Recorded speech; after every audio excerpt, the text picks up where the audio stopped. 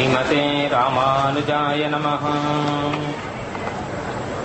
वसुदेवसुतं देवं कंसचाणूरमर्दनं देवकी परमानन्दं कृष्णं वन्दे जगद्गुरुं। रामानुजदया पात्रं ज्ञानवैराग्यभूषणं श्रीमद्वेङ्कटनाथार्यं वन्दे वेदान्तदेशिकं।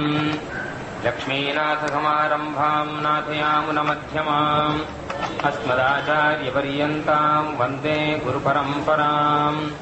उपवीतिनमूर्ध्वपुण्ड्रवन्तं त्रिजगत्पुण्यफलं त्रिदण्डहस्तं शरणागतसार्थवाहमीडे शिखया शेखरिणं पतिं यतीनाम्। पान्तुवः पद्मनाभस्य पादुकाकेलिपांसवः अहल्या देहनिर्माण पर्याय परमाणवः।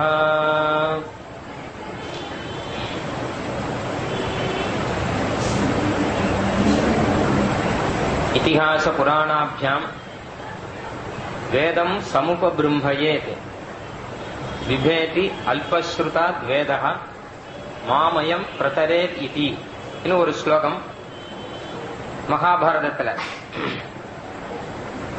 அந்த ஸ்லோகத்தை ஸ்ரீபாஷ்யத்தில் எம்பெருமானார் பிரதானமா எடுக்கிறார். வேதத்தினுடைய அர்த்தத்தை தெரிஞ்சுக்கணும்னா வேதத்தை மாத்திரம் படிச்சுட்டு அர்த்தத்தை தெரிஞ்சுக்க முடியாதான். இதிகாசங்கள், புராணங்கள், ஸ்மிருதிகள், இது மூணு வேணும்.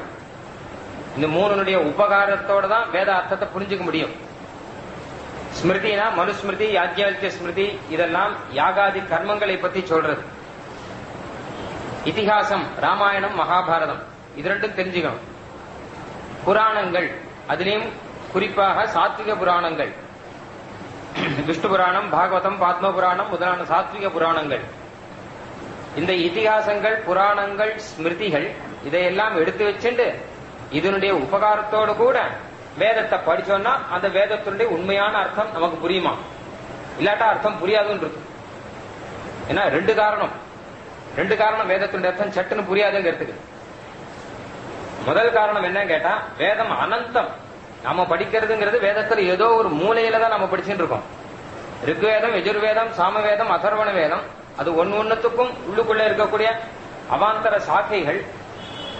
இதெல்லாம் வச்சு பார்த்தா அனந்தாவை வேதா ஆஹா. வேதமே, வேதத்துக்கு முடிவு கிடையாது, படிச்சு மாளாது.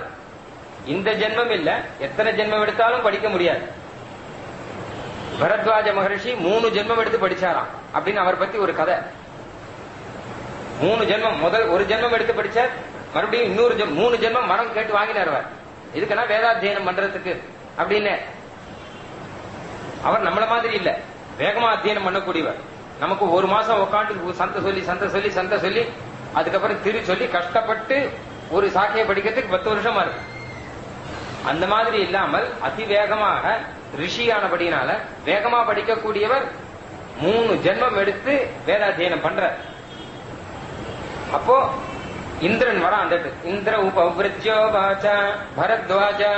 இந்திரன் நேர வந்து பரத்வாஜரை பார்த்து கேட்கிறான், எத்தே சதுர்த்தமாயுர் தத்யாம், 4வது ஆயுஷ் உமக்கு கொடுக்கிறேங்கிறான் இந்திரன். அதை வச்சுட்டு என்ன பண்ணுவீர்? 3 ஆயுஷ் இருந்துட்டு 300 வருஷம், 4வது மனுஷ ஆயுஷ் உமக்கு கொடுத்தா என்ன பண்ண போறீர் அப்படின்னா, பிரம்மச்சரியம்ங்கிறவர். பிரம்மச்சரியம் வேதாத்தியனம் அர்த்தம். வேதாத்தியனம் தான் பண்ண போறேன், இன்னும் பாக்கி இருக்கு, வேதாத்தியனம் தான் பண்ண போறேன் அப்படின்னு பரத்வாஜர். இந்திரன் சிரிச்சானா. ஏன் சிரிக்கிறான் கேட்டா, பக்கத்துல காமிச்சான், யோபார் 3 மலை இருக்கு, பெருசா 3 மலையை காமிச்சிருக்கான் இந்திரன். இந்த ஒரு மலையிலேருந்து ஒரு பிடி மண் எடுத்தான், அடுத்த மலையிலேருந்து இன்னொரு பிடி மண் எடுத்தான், அடுத்த மலையிலேருந்து இன்னொரு பிடி மண் எடுத்தான். இந்த 3 ஆயுஷ்ல நீர் அத்தியனம் பண்ணது இந்த 3 பிடி மண் அளவு தான், அத்தியனம் பண்ணாதது இந்த மலை அளவு காமிக்கிறான். தகும் கத்ரீன் கிரிரூபான் அபிஜ்ஞாதாதிவதர்ஷயாஞ்சகாரா தேஷாகும் ஹைகைகஸ்மான் முஷ்டிநாததே சகோவாச்ச பரத்வாஜே தியாமந்திரிய வேதாபா ஏத. இந்த 3 மலை தான் 3 வேதங்கள். நீர் அத்தியனம் பண்ணது இவ்வளவுதான், அத்தியனம் பண்ணாதது இவ்வளவு பாக்கி இருக்கு அப்படின்னா. அப்ப நீர் இன்னொரு ஜென்மம் எடுத்தும் இதை அத்தியனம் பண்ண முடியாது, எத்தனை ஜென்மம் எடுத்தாலும் அத்தியனம் பண்ண முடியாது. அதுதான் ஆரம்பம். கற்றது கைமண் அளவு, கல்லாதது உலகளவும் தமிழ்ல ஒரு பழமொழி. அதுக்கு ஆரம்பம் இதுதான். இப்படிதான் மலை அளவு கல்லாதது. அந்த மாதிரி வேதம் மொத்தத்தையும் யாராலுமே படிக்க முடியாது. யாரும் படிக்காம இருந்துச்சு அப்ப வேதத்தினுடைய அர்த்தத்தை சொல்றதும் கஷ்டம். ஏன்னா ஒரு டெக்ஸ்டினுடைய அர்த்தம் தெரிஞ்சுக்கிறோம்னா அது மொத்தத்தையும் படிச்சாதானே தெரிஞ்சுக்க முடியும். ஒருத்தர் ஏதோ ஒரு விஷயம் சொல்ல வர்றாருன்னா அவர் முதல்ல சொல்ல ஆரம்பிச்சு அடியே புரிஞ்சிட்டு அப்படின்னா அரைக்குறையா புரிஞ்சிருக்குன்னு அர்த்தம். இருப்பா மொத்தத்தையும் சொல்றது பூர்த்தியா கேளு, அதுக்கப்புறம் என்ன புரிஞ்சுதுன்னு தானே சொல்லணும். அந்த மாதிரி வேதத்துல ஒரு மூலையில மாத்திரம் படிச்சுட்டு இந்த கஷ்டித் காந்தா அப்படின்னு சொல்லுவா சம்ஸ்கிருதத்துல வேடிக்கையா, அத ஒரு மூலையில மாத்திரம் படிச்சுட்டு புரிஞ்சுடுத்தோம்னா அது விபரீதமா தான் அர்த்தம் புரிஞ்சிருக்கும். மொத்தமும் நம்மளால படிக்க முடியாது. அப்ப என்ன பண்றது அப்படின்னா அதுக்காக தான் இதிகாச புராணங்கள் படிக்கணும். எல்லா வேதத்தையும் அத்தியனம் பண்ண மகரிஷிகள் எல்லாம் அந்த வேதத்தில் இருக்கிற அர்த்தங்களை சுருக்கி இதிகாசங்கள்லயும் புராணங்கள்லயும் எடுத்து கொடுத்திருக்காங்க. அந்த இதிகாச புராணங்கள் அர்த்தத்தை துணையா வச்சுட்டு வேதத்தினுடைய அர்த்தத்தை நம்ம தெரிஞ்சுக்கணும். இது முதல் காரணம். ரெண்டாவது காரணம், வேதத்துல எத்தனையோ விஷயம் இருக்கு. நமக்கு வேண்டியது மாத்திரம் இல்ல, வேண்டாததும் நிறைய இருக்கு. வேத திரைகுண்ய விஷயா வேதாக நிஸ்திரைகுண்யோ பவார்ஜுன நிர்த்வந்தோ நித்யசத்வஸ்தா நிர்யோகக்ஷேமாத்மவான் யாவானர்த்த உதபானே சர்வதः சம்பிளுதோதுகே தாவான் சர்வேஷு வேதேஷு பிராமணஸ்ய விஜானதः. பகவத்கீதையில கண்ணனே சொல்றான், அர்ஜுனா வேதங்கிறது திரைகுண்ய விஷயம். சத்வம் ரஜஸ் தமஸ் இதெல்லாம் இருக்கக்கூடிய புருஷால் யார் யாருக்கு என்னென்ன வேணுமோ அவளுக்கு அத்தனையும் வேதத்துல இருக்கு. எது வேணும்னாலும் இருக்கு வேதத்துல. புத்திரன் வேணும்னா அதுக்கு யாகம் இருக்கு, மழை வேணும்னா அதுக்கு யாகம் இருக்கு, பசு வேணும்னா அதுக்கு யாகம் இருக்கு, ஐஸ்வர்யம் வேணும்னா அதுக்கு யாகம் இருக்கு. எது வேணும்னாலும் அதுக்கு வேதத்துல ஏதாவது ஒரு வழி சொல்லியிருப்பான். அப்போ வேதங்கிறது என்ன கேட்டா நமக்கு சட்டுன்னு பார்த்தா புரியாது. வேதங்கிறது ஒரு சந்தை மாதிரி, ஒரு மார்க்கெட் மாதிரி. பெரிய மார்க்கெட்டுக்கு போனா வெளியில இருந்து பார்த்தா ஒரே கூச்சல் தான் இருக்கும், சத்தம் தான் இருக்கும், என்னன்னு புரியாது. அப்புறம் உள்ளுக்குள்ள போய் நம்ம எது வேணுமோ அதை நாம அங்கேயிருந்து எடுத்துக்கலாம். அந்த மாதிரிதான் வேதமும். வெளியில பார்த்தா இதை சொல்லி கர்மத்தை சொல்லியிருக்கு, ஞானத்தை சொல்லியிருக்கு, பிரம்மத்தை சொல்லியிருக்கு, இன்னும் யாகத்தை சொல்லியிருக்கு, தபஸை சொல்லியிருக்கு, தானம் சொல்லியிருக்கு, எல்லாத்தையும் சொல்லியிருக்கு. கண்ணன் சொல்ற திரைகுண்ய விஷயா வேதாக நிஸ்திரைகுண்யோ பவ அர்ஜுனா. அர்ஜுனா நீ அதெல்லாம் பத்தி கவலைப்படாத. பின்ன என்ன கேட்டா யாவானர்த்த உதபானே சர்வத சம்பிளுதோதுகே அப்படிங்கிற ஒரு பெரிய குளம் இருக்கு. குளம் நிறைய ஜலம் இருக்கு. அந்த ஜலத்தை வெள்ளாம நம்ம எடுத்துக்கிறோம் இல்லையே. நமக்கு எவ்வளவு தேவையோ அவ்வளவு மாத்திரம் ஒரு குடம் கொண்டு போய் நம்ம ஆத்துக்கு எவ்வளவு தேவையோ ஒரு குடமோ ரெண்டு குடமோ அவ்வளவுதானே எடுத்துக்கிறோம். அந்த மாதிரி வேதத்துல நிறைய இருக்கு. வேதத்துல இருக்கிறது மொத்தத்தையும் நீ எடுத்துக்கணும் அப்படின்னு ஆசைப்படாத. உனக்கு எது வேணுமோ அதை மாத்திரம் தான் நீ எடுத்துக்கணும். அப்ப எது வேணுமோ அதை எடுத்துக்கிறதுக்கு நமக்கு உபகாரம் பண்றது இதிகாச புராணங்கள். வெறுமை வேதத்துக்கிட்ட போனா மலைப்பா இருக்கும், பிரமிப்பா இருக்கும். இன்னும் இவ்வளவு சொல்லியிருக்கேன். குழந்தைகள் பிறக்கிறத பத்தி சொல்லியிருக்கு. குழந்தைகள்லாம் எப்படி பிறக்கும், கர்ப்பத்துல குழந்தை எப்படி வளருது எல்லாம் இருக்கு. சயின்ஸ் இருக்கு, ஜியாகிரபி இருக்கு, பிசிக்ஸ் இருக்கு, வைத்தியம் இருக்கு இல்லையா, எல்லாம் இருக்கு வேதத்துல. நமக்கு எது வேணுங்கிறத பாத்துக்கணும். பார்த்து அதை மாத்திரம் நாம எடுத்துக்கணும். லௌகீகத்துக்காகவும் வேதம் வந்திருக்கு, வைதிகத்துக்காகவும் வேதம் வந்திருக்கு. சுவாமி தேசிகன் தாத்பரிய சந்திரிகா ரொம்ப ஆச்சரியமா அருளி செய்கிறார். ஆமா வேதத்துல எதுக்கு இதெல்லாம் சொல்லியிருக்குன்னு கேட்டார் அவர். இந்த விஷயங்களை எதுக்கு சொல்லிருப்பாங்க வேதத்துல? ஆத்மீய விஷயம் மாத்திரம் சொன்னா போறாதா, லௌகிக விஷயங்கள்லாம் கூட சொல்லணுமா அப்படின்னு கேட்டா அது வேதம்ங்கிறது நமக்கு பரமஹிதமா. அது மாதாபிது சகசிரேபியா வத்சலதரம் சாஸ்திரம் அப்படிங்கிற சீபாட்சியக்காரர். சாஸ்திரங்கிறது 1000 அம்மா அப்பாவை காட்டிலும் நமக்கு ரொம்ப நல்லதான். ஒரு அம்மா அப்பாவே நமக்கு நல்லதுதான் பண்ணுவான்னு நமக்கு நல்லா தெரியும். மாதா பிதர் சகசிரேபியா 1000 மாதா பிதாக்களை காட்டிலும் நமக்கு ஹிதத்தை தான் சொல்லும் வேதம். அந்த வேதம் எதுக்காக சொல்றதுன்னு கேட்டானா மோட்சத்தை பத்தி தான் சொல்றது. ஆனா எல்லாருக்கும் சட்டுன்னு மோட்சத்துல பிரவருத்தி வந்துடாதே. யாருக்கும் சட்டுன்னு வந்துடாது இல்லையா. ஏதோ 50 வயசு 60 வயசு ஆனப்புறம் ஆச்சாரிய அனுகிரகம் இருந்தா இது தெரிஞ்சுக்கலாம்னு ஆசை வரும். சாதாரணமா இருப்பவனுக்கு என்ன தோணும் கேட்டா நாமளே முதல்ல என்ன பண்றோம் கேட்டா அல்போபசரம் பலர்ல தான் ஆசை வைக்கிறோம். எதுக்காக கோயிலுக்கு போறோம் முதல்ல கேட்டா ஏதோ பரீட்சையில பாஸ் பண்ணணும், இல்ல பொண்ணுக்கு கல்யாணம் ஆகணும், இல்ல எனக்கு இந்த ட்ரெயின் கிடைக்கணும், ஏதோ ஒண்ணு ஒரு அல்ப பலன்ல ஆசைப்பட்டுதான் முதல்ல கோயிலுக்கு போக ஆரம்பிக்கிறான். போய் போய் போய் போய் அதுக்கப்புறம் 10 வருஷம் 20 வருஷம் 30 வருஷம் ஆனப்புறம் அப்புறம் தான் புரியுது, ஓஹோ இதெல்லாம் காட்டும் சிரேஷ்டம், அதை நம்ம ஆசைப்படணும், கண்டதை கேட்க கூடாது இவர்கிட்ட. ஏன்னா எல்லாத்தையும் கொடுக்கிறார் இல்லையா, எல்லாத்தையும் கொடுக்கிறவர் போய் இதை போய் கேட்டோமே அப்படின்னு அப்புறம் தெரியுது. பாகவதத்துல சுகாச்சாரியர் சொல்ற வேடிக்கையா சொல்ற, கல்பக விருட்சத்து மடியில இருந்து கோமணம் கேட்டானா ஒருத்தன், என்ன வேணும்னா எதை வேணா கொடுக்கும் கல்பக விருட்சம். அவர் வேடிக்கையா சொல்ற, உனக்கு என்ன வேணும் கேட்டானா எங்காத்து பசு மாட்டுக்கு புண்ணாக்கு இல்ல, அது வேணும் கேட்டா நான் கற்பக விஷயத்தில் இது எப்படி இருக்கும்? முதல்ல புரியல, பெருமாள் எதை கொடுப்பாருங்கிறது புரியல. நம்ம கேட்கறத அவர் கொடுப்பாரு மாத்திரம் தெரிஞ்சது. இதை கேட்டுதான் அப்புறம் தான் கொஞ்சம் கொஞ்சமா அனுபவம் வருது.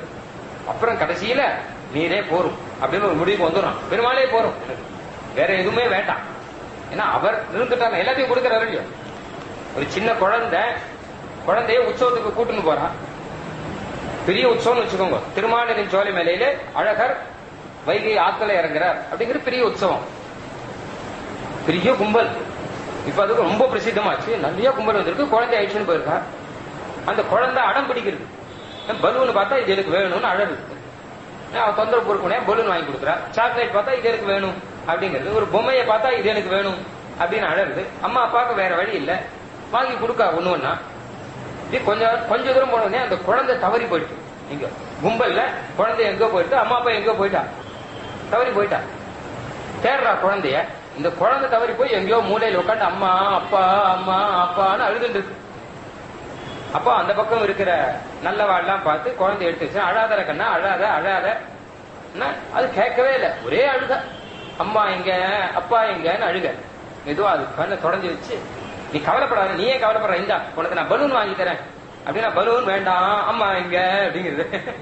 சாக்லேட் வாங்கி தரேன், சாக்லேட் வேண்டாம் அம்மா எங்க, இதேதான் அழுதுன்னு. ஏன்னா அந்த குழந்தை ஒரு முடிவுக்கு வந்துடுச்சு. இந்த பலூனு சாக்லேட்டு இதெல்லாம் நமக்கு வேண்டாம், எல்லாத்தையும் கொடுக்கிற ஒரு அம்மா தானே, நமக்கு ஸ்நேகத்தை கொடுக்கிற அம்மா இருந்தா போரும், இதெல்லாம் வேண்டாம் அப்படின்னு குழந்தைக்கு நன்னா புரிஞ்சிருக்கு இல்லையா? அதே மாதிரிதான் பெருமாள் கிட்டையும் நமக்கு புரியணும். ஒரு கஷ்டம் என்னன்னா குழந்தைக்கு சட்டுன்னு புரிஞ்சிடும், நமக்கு கொஞ்சம் லேட் ஆகணும், அவ்வளவுதான். மெதுவா புரியும். பெருமாள் தான் எல்லாத்தையும் கொடுக்கிறார் அப்படிங்கிறது தெரிஞ்சப்புறம் பெருமாளே போரும் அப்படிங்கிற எண்ணத்துக்கு நம்ம வரணுமா? இந்த எண்ணத்தை நமக்கு கொடுக்கணும் இல்லையோ? அதுக்காக தான் வேதம் இத்தனையும் சொல்றது. வேதம் இத்தனை எல்லாருக்கும் நான் உனக்கு வேண்டியதெல்லாம் கொடுக்கிறேன், வேண்டியதெல்லாம் கொடுக்கிறேன்னு ஆரம்பிக்கிறது கொஞ்சம் கொஞ்சமா கடைசியில அந்த வேதத்தினுடைய பெருமையை புரிஞ்சுக்கிறதுக்காக தான். தேசிகன் கொடுத்த உதாரணம் இருக்கு, இது இன்னும் கொஞ்சம் நல்ல உதாரணம். அதாவது ஒரு பையனை வளர்த்தானா, பையனை அப்பா வளர்க்கும் போது அந்த பையன் பைசா கேட்டானா, ஏதோ இதுக்காக எனக்கு பைசா கொடு, நான் சாக்லேட் வாங்கணும், இன்னொன்னு வாங்கணும், பால் வாங்கணும்னு சொல்லிட்டு, கொடுக்க மாட்டேன் போ அப்படின்னு விட்டாரான். சொல்லிட்டு இவர் ஆபீஸ் போயிட்டார். அவன் திருடிட்டான், அவருக்கு பாக்கெட்ல இருந்து அந்த பைசாவை எடுத்துன்னு போயிட்டான். அதுக்கப்புறம் அப்பா ரியலைஸ் பண்ணிட்டு, இதை காட்ட இவனுக்கு முதல்ல கேட்டா கொடுத்துருக்கலாம் இல்லையோ, இப்ப இன்னும் மோசமான போயிடுது இவன் பிரவருத்தி, அதனால முதல்ல கேட்டா கொடுத்துடுறது அப்படின்னு முடிவு பண்ணிட்டான்.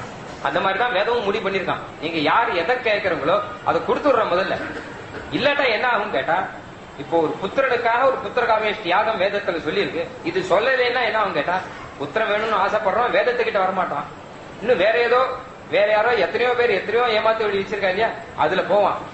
அவன் வேதத்துக்கிட்ட அவனுக்கு பிரவருத்தி வராத போயிடும். எல்லாரும் நம்ம கிட்ட வரணும், வேதத்தை நம்பணும், கடைசியில பிரம்மத்துக்கிட்ட கொண்டு போய் விடணும். அதுக்காக வேதம் மொத்தத்தையும் எல்லா பலனையும் சொல்லியிருக்கான். யாவானர்த்த உதபானே சர்வத சம்பிருதோதகே தாவான் சர்வேஷு வேதேஷு பிராமணஸ்ய விஜானதா. எல்லாம் வேதத்துல கொட்டி கிடக்கிறது. உங்களுக்கு எது வேணுமோ எடுத்துக்கோங்க அப்படின்னா, அப்போ இப்பவும் நமக்கு எது வேணும், எதை எடுத்துக்கணும் அப்படின்னு சொல்லணும்னா அதுக்கு இதிகாச புராணங்கள் வேணும். அதனால பகவத் ராமானுஜர் அருளி செய்த இதிகாசங்களையும் புராணங்களையும் வச்சுண்டு வேதத்துக்கு அர்த்தம் சொன்னாதான் நேர் அர்த்தம் சொல்ல முடியும். இல்லாட்டால் விபரீதமான அர்த்தம் தான் வரும். விவேதி அல்பஸ்ருதா துவேதகா. இந்த வேதம் மொத்தத்தையும் படிக்காமல், இதிகாச புராணம் படிக்காமல் வேதத்துக்கு யாரு அர்த்தம் பண்றானோ அவனை பார்த்து வேதம் பயப்படுறதான், வேத புருஷன் பயப்படுறாராம். மாமயம் பிரதரே திதி, என்னையோ ஏமாத்திடுறானே அப்படிங்கிறதானா வேத புருஷன். ஏன்னா ஏமாத்தி எங்கேயோ கொண்டு போயிடறா இல்லையா, அதனால ஏமாத்தி எங்கேயோ கொண்டு போயிடறானு பயப்படுறானா. அதனால இதிகாசங்கள் படிக்கணும், புராணங்கள் படிக்கணும், வேதத்தினுடைய அர்த்தத்தை தெரிஞ்சுக்கணும். அந்த இதிகாசத்துல ராமாயணம் மகாபாரதம், புராணங்களை காட்டிலும் இதிகாசம் விசேஷம். இதிகாசத்துல ராமாயணம் மகாபாரதம், அதுல மகாபாரதம் உண்மையிலேயே ரொம்ப விசேஷம். பாரதம் பஞ்சமோ வேதா அப்படின்னு சொல்லிட்டார். இது 5வது வேதமா. அந்த மகாபாரதத்திலையும் எத்தனையோ பாகம் இருக்கு. அதுலயும் பகவத்கீதாங்கிற பாகம் ரொம்ப ரொம்ப விசேஷம். பாரதத்திலே பகவத்கீதா, வேதத்திலே புருஷ சூக்தம் இப்படி எல்லாம் சொல்றா. ஏன்னா மகாபாரதம் மொத்தமும் படிக்க வேண்டியதுதான். மகாபாரதத்திலையும் எல்லா விஷயமும் இருக்கு. தர்மார்த்த காம மோக்ஷானா, தர்மம் அர்த்தம் காமம் மோட்சம், இந்த 4ல எது வேணும்னாலும் மகாபாரதத்துல குட்டி கிடக்கிறதா, எல்லாத்தையும் சொல்லியிருக்க. அதுல எதை எடுத்துக்கணும் கேட்டா பார்த்து எடுத்துக்கணும் இல்லையா. வெறும் மகாபாரதம் கதை மாத்திரம் கேட்டோம்னு வச்சுக்கோங்க, அதுவும் கதையா முடிஞ்சிடும். 18 நாள் மகாபாரதம் பிரவச்சனம் பண்ணார் ஒருத்தர், உயிரை பிடிச்சின்னு பாவம். பிரவச்சனம் பண்ணி முடிஞ்ச உடனே கடைசியில கேட்டு இருந்தார் எஜமானன், மகாபாரதம் இத்தனை நாள் கேட்டீரே, இதனுடைய சாரம் என்ன, அது கொஞ்சம் ஒரு 2 நிமிஷம் சொல்லும், முடிவு கடைசி நாள் சமாப்தி அப்படின்னா. இவர் சொன்னார், 18 நாள் கேட்டா என்ன இருக்கு, இவன் அவனை அடிச்சான், அண்ணன் தம்பி அடிச்சான், தம்பி அண்ணன் அடிச்சான், அண்ணன் தம்பியும் அடிச்சுட்டா இதான் கதைன்னு விட்டான். இது மகாபாரதம் இல்லையே. இல்ல மகாபாரதத்துல விதுர நீதி இருக்கு இல்லையா, மகாபாரதத்துல விஷ்ணு சாஸ்திரம் இருக்கு, மகாபாரதத்துல பகவத்கீதை இருக்கு, மகாபாரதத்துல யக்ஷ பிரஷ்னம் இருக்கு, எத்தனையோ தர்ம கதைகள்லாம் இருக்கு மகாபாரதத்துல. அதுல ரொம்ப பிரதானம் இந்த பகவத்கீதையா. பாரதே பகவத்கீதா அப்படிங்கிற கண்ணனே தன்னுடைய வாக்கால பகவத்கீதையை அருளி செய்கிற, அர்ஜுனுக்கு உபதேசம் பண்ற மகாபாரதத்துல பிரதானமானது. அதனால என்ன பண்ணா கேட்டா, மொத்த ஆச்சாரியாலும் இதுக்கு வியாக்கியானம் பண்ணிருக்கான். பகவத்கீதை சங்கராச்சாரிய வியாக்கியானம் பண்ண மாதிரி வேதாந்தத்துக்கு அர்த்தம் பண்றவா மொத்த பேர் பகவத்கீதை கிட்ட வந்திருக்கான். இது பகவத்கீதாசு உபனிஷத்சு, பகவத்கீதையே ஒரு உபனிஷத் அப்படின்னு சொல்லிட்டா கடைசியில. பகவத் ராமானுஜருடைய அவதாரம் கீதா பாஷ்யம் பண்ணணுங்கிறதுக்காகவே அவதாரம், ஸ்ரீ பாஷ்யம் பண்ணணுங்கிறதுக்காக அவதாரம் நேற்று சொன்னேன், கீதா பாஷ்யம் பண்ணணுங்கிறதுக்காக அவதாரம் அப்படின்னு இன்னைக்கு சொல்றேன். அப்ப எதுக்காக அப்படின்னு கேட்டா ரெண்டுத்துக்காகவும் தான். நேற்று அப்படி சொன்னீரே கேட்க வேண்டாம், ரெண்டுத்துக்காகவும் பிரம்மசூத்திரத்துக்கு ஸ்ரீபாஷ்யம், பகவத்கீதைக்கு கீதா பாஷ்யம் பண்ணணும்னு கண்ணனே அவதாரம் பண்ணிருக்காராம் ராமானுஜராக. ஏன்னா கண்ணாபுலான் வியாக்கியானம் பண்ணிருக்கா, அதை மாத்தி நேர வியாக்கியானம் பண்ணணும் அப்படிங்கிறதுக்காக. சமிதோதய சங்கராதி கர்வஹ ஸ்வபலாதுத்ருத யாதவ பிரகாசஹ அவரோபிதவான் ஸ்ருதேரபார்த்தான் நனு ராமாவரஜஸ்ஸயேஷ பூயஹ. பகவத் கண்ணன் சொல்லு சுவாமி வேதாந்த தேசிகர் எத்திராஜ சப்தத்தில் அருளி செய்கிறார், ஸ்ரீ கிருஷ்ணன் தான் ராமானுஜர்னு விட்டார். ஏன்னா கண்ணன் பண்ண மொத்த காரியத்தை அப்படியே பண்ணிருக்காராம். ஸ்வபலாதுத்ருத யாதவ பிரகாசா, கண்ணன் யாதவ குலத்தையே மேல தூக்கி நிறுத்தினான். பகவத் ராமானுஜரும் யாதவ பிரகாசர் அப்படிங்கிறவரை தூக்கி மேல நிறுத்தி வச்சிருக்க. ஸ்ருதேர் அபார்த்தான், வேதத்தினுடைய அபார்த்தங்கள் கெட்ட அர்த்தங்களை எல்லாம் போக்கடிச்சார் யார், பகவத் ராமானுஜர். கண்ணன் என்ன பண்ணான்னா அபார்த்தன், பார்த்தன்னா அர்ஜுனன், அபார்த்தன்னா அர்ஜுனுடைய விரோதி, அர்ஜுனுடைய விரோதி எல்லாம் ஒழிச்சு கட்டின. 2 அர்த்தத்துல சொல்றாருங்க. சமிதோதய சங்கராதி கர்வஹா, ஸ்ரீ கிருஷ்ணாவதாரத்துல சங்கரனோட ஜெயிச்சார் கண்ணன் பானாசுர யுத்தத்துல அப்படின்னு வருது. நேர் செறிந்தான் கொடிக்கோழி கொண்டான், பின்னும் நேர் செறிந்தான் எரியும் அனலோன், பின்னும் நேர் செறிந்தான் முக்கன் மூர்த்தி கண்டீர், அப்பன் நேர் செறிவானன் திண்டோள் கொன்றவன்றே. சங்கரனை ஜெயிச்சான்னு வருது. இவரும் சங்கரனை ஜெயிச்சார் சங்கராச்சாரியர். ஆக கிருஷ்ணாவதாரம் தான் இது. அவரும் ராமானுஜர், கண்ணனும் ராமானுஜர். ஏன்னா ராமன்னா பலராமன் அவனுடைய தம்பி, இவரும் ராமானுஜர். அப்ப என்ன கேட்டா, ஸ்ரீ பகவான் கண்ணனே இன்னொரு அவதாரம் எடுத்திருக்க. முதல் அவதாரம் பகவத்கீதை பண்றதுக்காக, இன்னொரு அவதாரம் எதுக்கு கேட்டா பகவத்கீதைக்கு பாஷ்யம் பண்றதுக்காக. 2 அவதாரம் ராமானுஜர் அவதாரம் பண்ணிருக்கார் அப்படின்னு. ஸ்ரீ கிருஷ்ணாவதாரம் எதுக்காக கேட்டா பகவத்கீதை பண்றதுக்காக தான் கிருஷ்ணாவதாரம். வேற எதுக்காக கிருஷ்ணாவதாரம்? கம்சனை வதம் பண்றதுக்காக கிருஷ்ணாவதாரம் அப்படின்னு ஒரு சில பேர் சொல்றான் இல்லையா. கஞ்சனை சாதிப்பதற்கு அப்படிங்கிற ஆழ்வார். இன்னும் சில பேர் சொல்றா பூபாரம் தீக்கிறதுக்காக பகவத் அவதாரம், கண்ணனுடைய அவதாரம். மண்ணின் பாரம் நீக்குதற்கே வடமதுரை பிறந்தோன் அப்படிங்கிற ஆழ்வார். அப்போ இப்படி எல்லாம் தானே சொல்லி இருக்கான்னா, இதெல்லாம் ஒரு வியாஜம், ஒரு சாக்கு. அந்த சாக்கு வச்சுட்டு உண்மையில கிருஷ்ணாவதாரம் எதுக்குன்னா அந்த ரகசியத்தை சுவாமி தேசிகன் சொல்லிட்டார். இது பகவத்கீதைக்காக கிருஷ்ணாவதாரம், அதெல்லாம் ஒரு வியாஜத்துக்காக. கீதா பாஷ்யத்துல எம்பெருமானாரும் அருளி செய்கிற பூபார அவதரண அபதேசேன, பூபார அவதரணம் அப்படிங்கிற ஒரு சாக்கு வச்சுட்டு பின்ன எதுக்காக அப்படின்னா அஸ்மாதீனாம் அப்படி சமாசிரயனீயத்வாய, நாம்பளாமும் கண்ணனை சேவிக்கணுங்கிறதுக்காக தான் அவதாரம். கிருஷ்ணாவதாரத்துல கண்ணன் நாம சேவிக்கணும், அதுக்காக கிருஷ்ணாவதாரம். அதுக்கு ஒரு சாக்கு. ஏதாவது ஒரு ஊருக்கு போனோம்னா ஒரு சாக்கு ஒண்ணு வேணும் இல்லையோ, அந்த மாதிரி பூமிலோகத்துக்கு போயிட்டு வரேன் அப்படிங்கிற கண்ணன். எதுக்காக போயிட்டு வரேன் கேட்டானா, நான் பகவத்கீதை உபதேசம் பண்ண போறேன், எல்லாருக்கும் நேரம் இருந்து நிறைய லீலைகள்லாம் பண்ணி காமிக்க போறேன், அது எல்லாரும் சொல்லிட்டே இருக்கணும், கதை சொல்லணும், கதை கேட்கணும், பாகவதம் படிக்கணும், பகவத்கீதையை பாராயணம் பண்ணணும், தத்துவத்தை தெரிஞ்சுக்கணும் அப்படின்னு சொல்லிட்டு சீவி கொண்டது வரத்துக்கு இஷ்டம் இல்லையா. ஏன்னா அப்படி சொன்னா சட்டுன்னு யாரும் ஒத்துக்க மாட்டா போல இருக்கு. அதெல்லாம் பார்த்துப்பானா நீங்க உட்காருங்க இங்க அப்படின்னு. அதுக்காக அவர் என்ன பண்ணார், இந்த பக்கத்துல பூமாதேவியை காமிச்சார். இவளுக்காக போயிட்டு வரேன். இவ பாவம் பாரம் தாக்காம கஷ்டப்பட்டு இருக்கா பூமாதேவி, இவளுக்காக நான் போயிட்டு வரேன்னா மொத்த பேரும் சரின்னுட்டா கீழே அவதாரம் பண்ணிட்டு பிரபூத விபுத விஷரண கிண்ண விஸ்வம்பரா பராபனயனச்சலாதே त्वमवतार्य लक्ष्मीधरम् निराकृतवतीदये निगमसौध दीपश्रिया विपश्चित् अभिगीतया जगति गीतयान्धम् तमः भरा अपनयनச்சலாதுங்கிற மூபாரத்தை போக்கணும்னு ஒரு வியாஜம், ஒரு ஏதோ சொல்றதுக்காக இல்லையா. புதுசா கல்யாணம் ஆச்சு, கல்யாணம் ஆச்சா மாப்பிள்ளை வந்தார். அந்த காலத்துல கல்யாணம் எல்லாம் சின்ன வயசுல பண்ணிடுவார், இந்த காலம் மாதிரி இல்லை இல்லையா.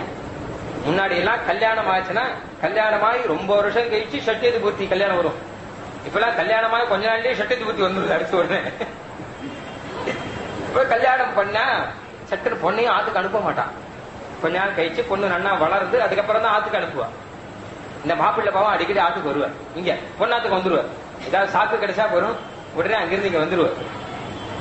வந்தா பக்கத்துல இருக்கால பெருமை இருக்க மாட்டா, என்ன மாப்பிள்ளை வந்திருக்காரு போல இருக்கே. ஆமான்னு, என்ன விஷயம், எதுக்காக வந்திருக்காரு அப்படின்னு கேட்பா.